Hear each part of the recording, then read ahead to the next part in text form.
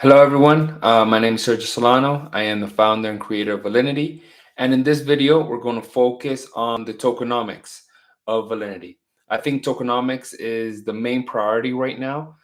This is what makes the valuation of a token, appreciation of a token. I feel that majority of the projects out there are blockchain ecosystems like Ethereum, Cardano, HBAR. But there's already blockchains there that are creating zero gas fee transactions, blockchains out there that are already creating millisecond transactions. So it couldn't get any better than that. The next best thing are projects that are based on tokenomics, right? What utility does this token do, and how will the appreciation of that token go by forth? So that's what we are focusing our energy on. And to start that, we wanted to focus on what is the basics, what is the fundamentals that we can start our project on that will give us a strong fundamentals to have a long-term growth.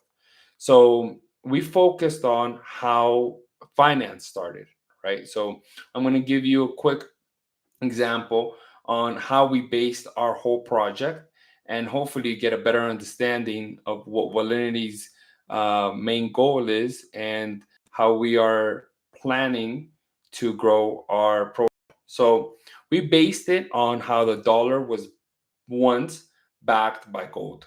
So before 1971, the US dollar was convertible into gold at a rate of $35 per ounce.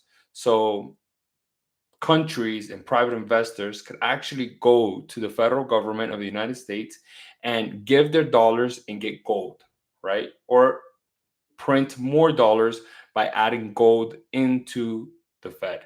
This is what gave it true value. This is what gave the US dollar true value because it was backed by something sustainable, something that is used, something that has true world value. And every other country around the world was actually pegged to the US dollar. So other countries had their fiat pegged to the US dollar, and the US dollar was pegged to gold. And that's what gave basically um, the US dollar to be the strength and be the world currency, right? That's how it got its power and how the United States is actually the economic powerhouse of the whole world.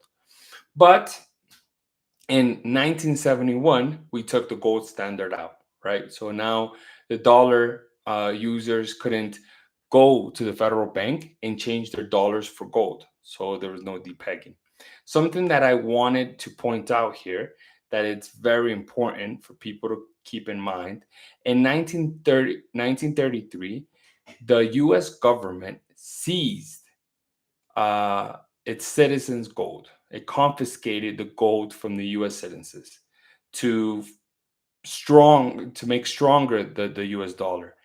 And this is very, very important for us to look at because if we see the Bitcoin reserve that the United States is accumulating right now, majority of it, like 90% of it, has been through seizures. The United States has not openly gone to the market and started acquiring Bitcoin for its reserve.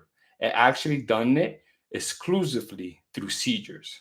Of course, it's not the same thing, but it's very important that we keep this in mind because it could repeat itself. Just like back in 1933, where the United States confiscated all the gold from its US citizens, this could happen as well, right? And we already see a trend of that happening, right? So it's very important for us to keep that in mind.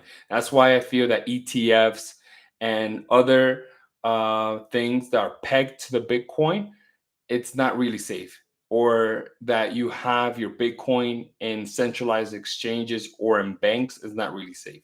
If it's not your 12 words, it's not your Bitcoin. If you don't hold it physically in your wallet, you're running a risk of being a victim to getting it seized one way or the other, right? But the point that I wanted to focus on in this video is that in 1971, we took the gold standard out. So the dollar was now not backed by anything. It was just backed by the economy of the United States and how people would buy and sell goods and services internationally with the dollar, right? But then at the end of the day, if it's not backed by anything, theoretically, the value of the dollar can go to zero. And something that's very interesting that actually happened is that since 1971, right? Since 1971 till now, 2025, from 1971 to 2075, 2025, the value of the dollar, the purchasing power of the dollar has dropped 87%, almost 90%. So it's basically going towards zero, right? So if think about it, and that's not much of a time. It's only been like 54 years. That's not that much time. And if it raised 90% of its purchasing power since it disconnected from the gold standard, right? So this is where we based our tokenomics of Valinity, right? We wanted to create something sustainable.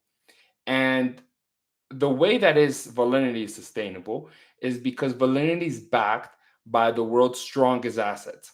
Just like when the dollar was backed by the gold, now Valinity is backed by Ethereum, Bitcoin, and gold. So up to now, since we started this project in 2019, Valinity has a reserve of 1,449 Ethereums. And those 1,449 Ethereums back all of our tokens that are in circulation. So if you get the number of Ethereums that's backing our tokens and you divide it by the coins in circulation, there's a amount of Ethereum that backs each token, which right now is 0.000128 Ethereums, right? Now, this is how there's the true value of Valinity and how we can make it sustainable. Just like when you're able to convert a dollar into gold and print new dollars by adding gold into the reserve, Valinity is the same way. Users are able to, in any time, exchange their Valinity for Ethereum and the amount of Ethereum that's back in each token, right? So that's how we created the sustainability, because now Valinity doesn't depend on itself, but it depends on the true asset that is backing it, right? Just like back when the dollar was backed by the gold, right? And we saw what happened after the depegged, right? So this is how we are going to create the we actually have created already the sustainability of Valinity for the past 7 years. Now, we want to create growth, right? How can we make sure that Valinity is not only sustainable, but it has growth? Now that is not only pegged one to one, but that every single transaction within our ecosystem actually grows the amount of Ethereum that's back in the token. So for users to come and be able to get the Ethereum that's back in their tokens, they connect to our ecosystem through our dApp, right? And you're able to access this Ethereum as a loan, right? So you're able to use your Valinity as collateral, and the ecosystem will give you the Ethereum that's backing your tokens as a loan. Now, this is very important and very revolutionary because this is the first loaning ecosystem that has no margin calls, has no risk of liquidation, because you're not getting a loan from a third party that will liquidate your asset if the market drops. You're actually borrowing from yourself. You're borrowing from the backing of the assets that you have, right? So it goes back to being your own bank, and also has no due dates. And the most another interesting thing is that the interest from these loans actually are charged in Valinity and taken out of circulation. So what that does is that the growth of Valinity, or the amount of Ethereum that's backing each token, is continuously growing. So we can see in July, the amount of Ethereum that was backing each token was 0.000123. And at the end of the month, it was 0.00124. And right now, we're sitting at 0.00128.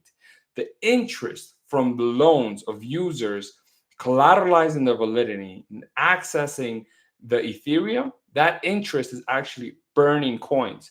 So we have the same amount of asset, less coins in circulation. It equals that the amount of Ethereum back in each token is continuously growing. So now, not only that it's pegged and that it has basically a floor price, which these assets are generating a floor price for each Validity, but now is that floor price that's based in a real asset that's continuing value is continuously growing in price. That amount of Ethereum is actually growing by the interest generated from loans. Now, how do we create new Validity to come into circulation, right? Um, this is what I want to get into right now. So in this graph, this bottom line represents the amount of Ethereum that's back in each token. This is the unlimited liquidity, right? It will never drop from this value because users are be able to buy the token and get a loan at this value. So it will never drop from this. But remember, it's in Ethereum, right? For now.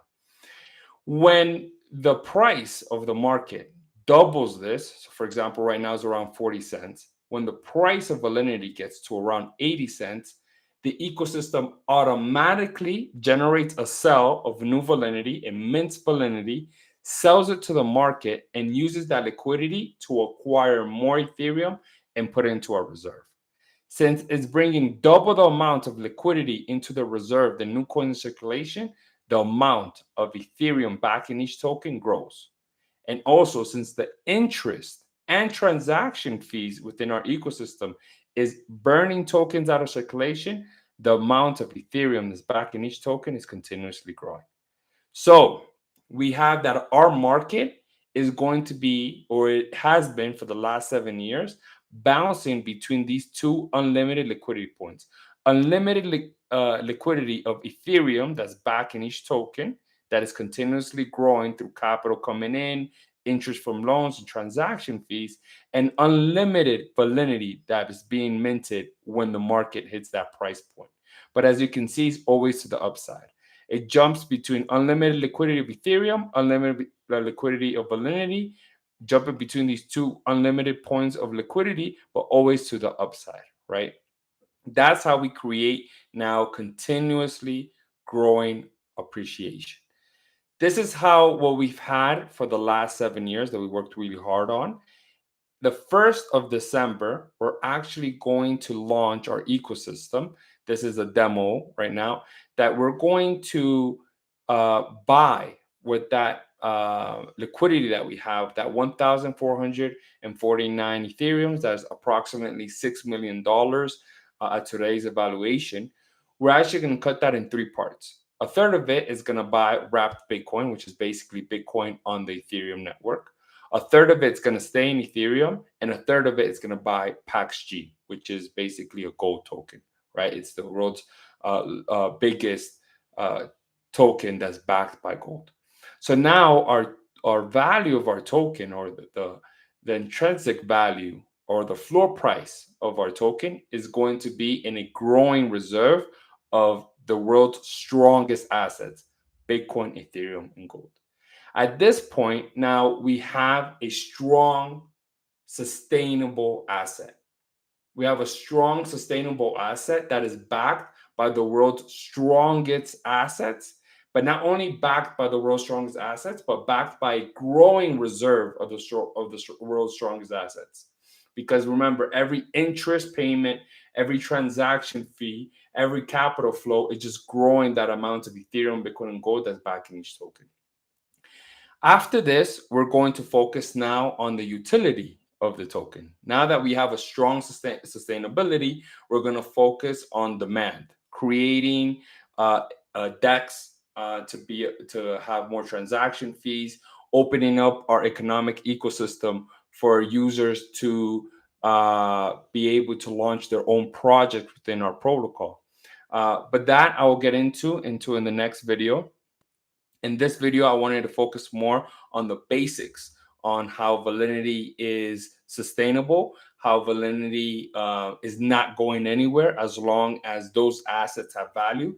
Meanwhile, Ethereum, Bitcoin, and gold have value, Valinity will be pegged to that and will have value. And that's why we've been here for 7 years, with demand or without demand. When a lot of projects have gone to zero, Valinity has sustained its growing trajectory, because it doesn't depend only on Valinity, but on the strength of those assets that are pegged to it. All right.